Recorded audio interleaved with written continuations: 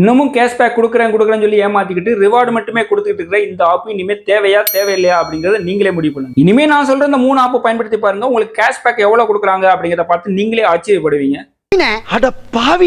App என்னன்னு பாத்தீங்கன்னா beam அப்படிங்கிற மாதிரி ஒரு கவர்மெண்ட் ஆப் தான். இந்த ஆப்பை பயன்படுத்தி பாருங்க, ஒவ்வொரு டிரான்சாக்ஷனுக்கும் ஒவ்வொரு கேஷ்பேக் கொடுக்குறாங்க. அது மட்டும் இல்லாம ஒரு ரீசார்ஜுக்கு 30 ரூபீஸ் கொடுக்குறாங்க. 30 ரூபீஸ் பயன்படுத்தி நீங்க யூஸ் பண்ணி உங்களுக்கு எடுத்துக்கலாம் கேஷ்பேக்கா.